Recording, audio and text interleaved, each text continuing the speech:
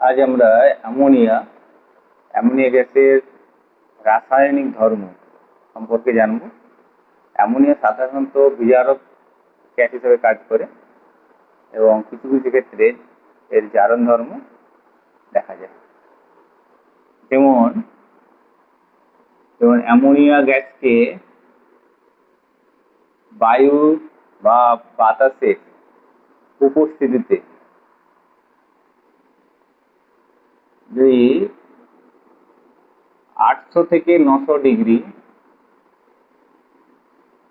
Centigrade উষ্ণতায় এবং 5 থেকে 7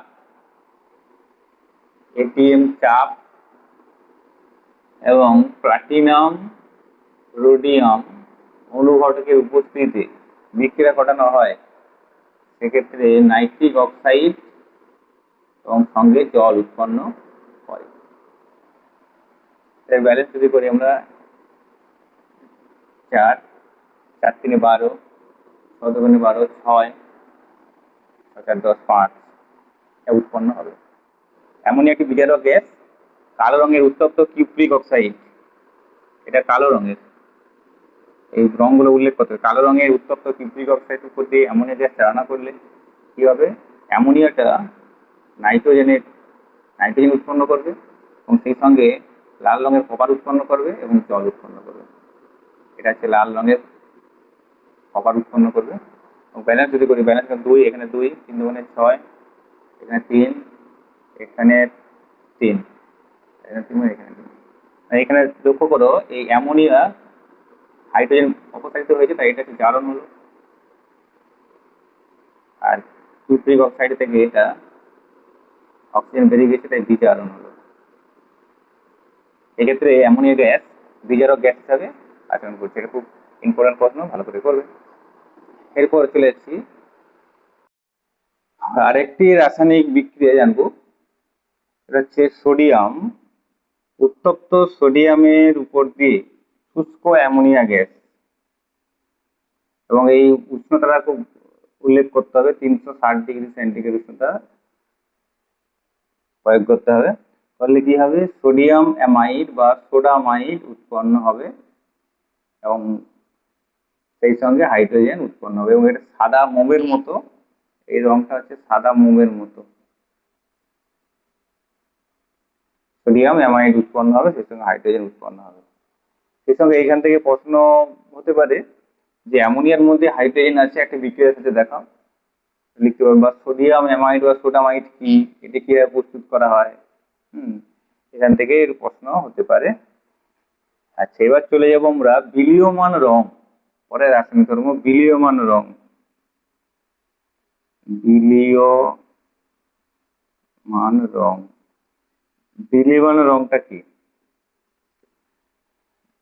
আমরা এর আগে পড়েছি যে অ্যামোনিয়ার জলীয় দ্রবণ হচ্ছে ক্ষার ধর্ম প্রকাশ পায়। অ্যামোনিয়ার জলীয় দ্রবণ মানে অ্যামোনিয়া হাইড্রোক্সাইড একটি ক্ষার ধর্ম প্রকাশ পায় জলীয় দ্রবণে। এবার এর মধ্যে যদি ফেনফথ্যালিন যোগ করে দিই,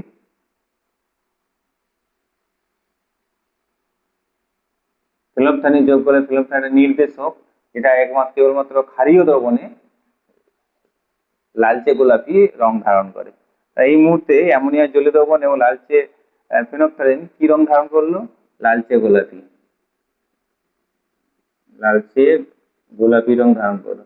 এটাকে বলা হচ্ছে বিলীয়মান রং। এবার এটা বিলীয়মান নামকরণ কেন করা হয়েছে, কারণ এখানে এই রংটা যদি কোথাও জামা কাপড় বা কোথাও দেওয়া হয়, সেক্ষেত্রে এই অ্যামোনিয়ার জলীয় দ্রবণ থেকে অ্যামোনিয়া গ্যাস, অ্যামোনিয়ার জলীয় দ্রবণ মানে অ্যামোনিয়া রয়েছে সঙ্গে জল রয়েছে, এই অ্যামোনিয়া গ্যাস উদ্বায়ী গ্যাস, তাই বাষ্পীভূত চলে যাবে, অ্যামোনিয়া গ্যাস বাষ্পীভূত হয়ে যাবে, থাকবে কি জল, আর জলটা হচ্ছে প্রশম দ্রবণ, এই প্রশম দ্রবণে ফেনফথ্যালিন বর্ণহীন হয়ে যাবে, তাই কোনো রং থাকবে না, ভ্যানিশ হয়ে যাবে, তাই ভ্যানিশিং কালার বা বিলীয়মান রং বলা হচ্ছে। আচ্ছা, এবার আসুন খুব ইম্পর্টেন্ট কোশ্চেন, অদক্ষেপ বিক্রিয়া। এখানে অদক্ষেপ বিক্রিয়া বলতে কি বোঝাচ্ছে, এখানে বিভিন্ন রকম যে ধাতব লবণ রয়েছে এবং সেই লবণে বিভিন্ন রকম ধাতু ক্যাটায়ন রূপে অবস্থান করেছে, এবং সেই ক্যাটায়নের সঙ্গে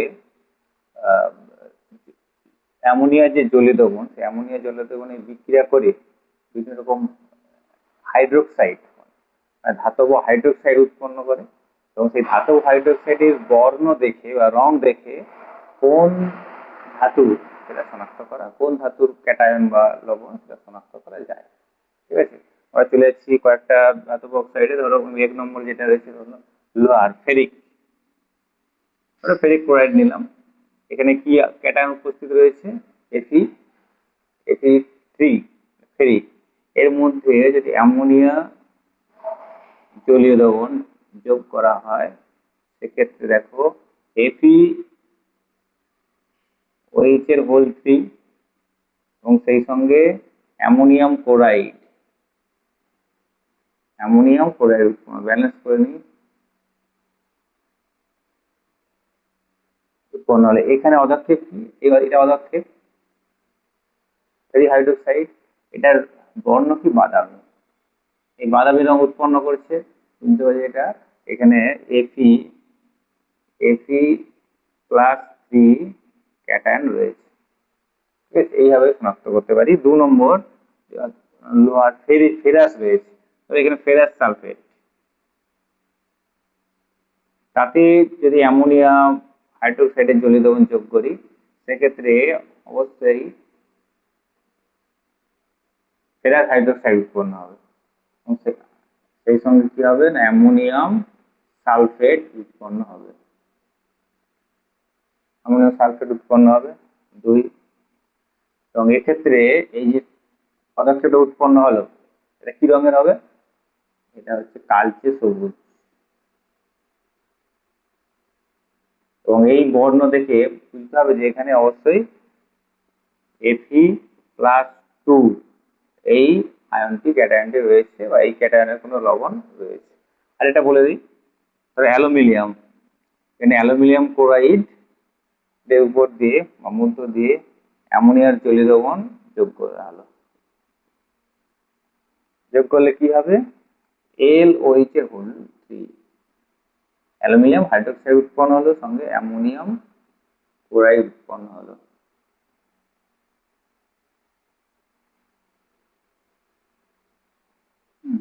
এক্ষেত্রে যে অদক্ষেপ উৎপন্ন হয়েছে এটা কি রঙের? সাদা জেলির মতো,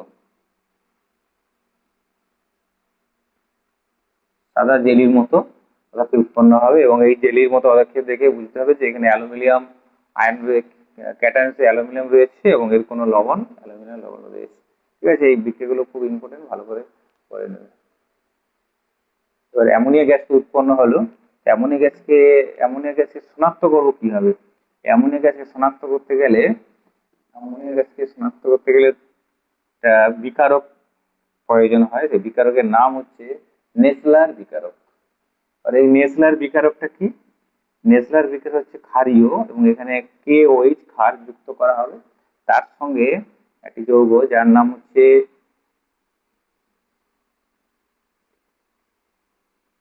পটাশিয়াম মার্কিউরো আয়োডাইড।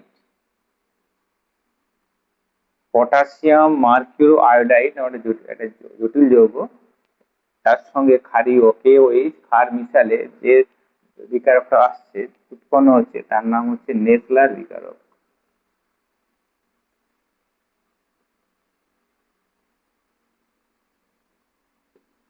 ওকে, এই নেসলার বিকারক কিভাবে অ্যামোনিয়া গ্যাসকে শনাক্ত করবে?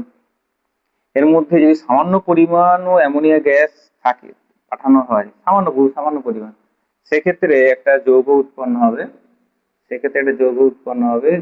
যার নাম হচ্ছে HgOHg NH2I। জটিল যৌগ উৎপন্ন হবে যার রং কি? বাদামি গ্যাস উৎপন্ন হবে। এবার যদি অ্যামোনিয়া বেশি গ্যাস চালনা করা হয় সেক্ষেত্রে এই বাদামিটা গাঢ় বাদামি রঙের পরিণত আকারে অ্যামোনিয়া গ্যাস কিভাবে প্রস্তুত করা হয় দেখলাম। এবার শিল্প ক্ষেত্রে যখন অ্যামোনিয়া হিউজ পরিমাণে ব্যবহার করা হয়, বিভিন্ন ব্যবহার রয়েছে, তাই এখানে শিল্প ক্ষেত্রে অ্যামোনিয়া গ্যাস প্রস্তুত করতে হবে। এবং সেক্ষেত্রে কি কি লাগবে? সেক্ষেত্রে বায়ু থেকে নাইট্রোজেন এবং ওয়াটার গ্যাস থেকে হাইড্রোজেন নিতে হবে। নেওয়া হলো কিরকম অনুপাতে? নাইট্রোজেন নিতে হবে নাইট্রোজেন হাইড্রোজেন অনুপাত থাকবে 1:3 অনুপাত, এটা নিতে হবে। এবং যেহেতু নাইট্রোজেন প্রায় নিষ্ক্রিয় গ্যাসের মতো আচরণ করে, তাই এটা সহজে মিশতে হবে না। তাই এই ক্ষেত্রে বেশ কিছু শর্ত লাগবে। কি শর্ত লাগবে? এই দুটো মিশ্রণকে যে উষ্ণতায় উত্তপ্ত করতে হবে সেটা হচ্ছে প্রায় 550 ডিগ্রি সেন্টিগ্রেড উষ্ণতা লাগবে। 2 নম্বর চাপ লাগবে প্রায় 200 ATM চাপ চাপ এবং অনুঘটক হচ্ছে লোহার চূর্ণ অনুঘটক। 4 নম্বর হচ্ছে উদ্দীপকও লাগবে। উদ্দীপক হচ্ছে মলিবডেনিয়াম, এবং এটা যদি এটার পরিবর্তে 1% K2O এবং এর সঙ্গে 3% অ্যালুমিনিয়াম অক্সাইড রাখতে হবে এটার পরিবর্তে। এতগুলো শর্ত প্রয়োগ করলে তবেই কিন্তু এটা মানে উৎপন্ন হবে। এই শর্তগুলো আমরা লিখে দিতে পারি এখানে। 550 ডিগ্রি সেন্টিগ্রেড উষ্ণতা, 200 ATM চাপ, লোহা চূর্ণ এবং এর সঙ্গে কি মলিবডেনাম অনুঘটক। কি হবে? উভধর্মী বিক্রিয়া NH3 প্লাস তাপ উৎপন্ন হবে। এক্ষেত্রে 2 3 হবে। পরীক্ষাগারে ইউরিয়া প্রস্তুত করার জন্য বা শিল্পক্ষেত্রে ইউরিয়া প্রস্তুত করার ক্ষেত্রে কি কি লাগবে? 1 নম্বর যেটা লাগবে সেটা হচ্ছে তরল অ্যামোনিয়া এবং কার্বন ডাইঅক্সাইড। এক্ষেত্রে নীতি কিভাবে বিক্রিয়া করে অ্যামোনিয়া ইউরিয়া প্রস্তুত করা যাবে? এক্ষেত্রে নীতি বা শর্ত হলো অ্যামোনিয়া এবং কার্বন ডাইঅক্সাইড এর অনুপাত হতে হবে 3:1।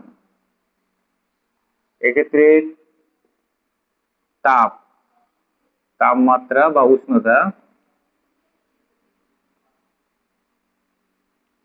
উষ্ণতা কত লাগবে? উষ্ণতা প্রায় 200 ডিগ্রি সেন্টিগ্রেড। চাপ হচ্ছে 150 থেকে 200 ATM চাপ প্রয়োগ করলে দুটো ধাপে বিক্রিয়াটা সম্পন্ন হবে।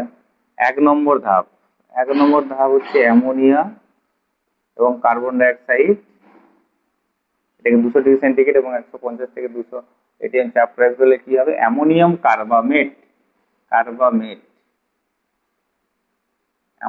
কার্বামেট উৎপন্ন হবে এবং এটা অস্থায়ী। এবং দ্বিতীয় স্টেপে হচ্ছে এই অ্যামোনিয়াম কার্বামেট ভেঙে গিয়ে তৈরি করবে urea, NH2CO NH2 plus H2 উৎপন্ন করবে। এটা হচ্ছে ইউরিয়া। ঠিক আছে, ইউরিয়ার অনেক ব্যবহার রয়েছে জানো। রাসায়ন আমরা সবাই জানি জৈব সার হিসেবে ব্যবহার করা হয়। তাছাড়াও ঘুমের ঔষধ, তারপরে কালাজের ঔষধ ইত্যাদি প্রস্তুত করতে ব্যবহার করা হয়।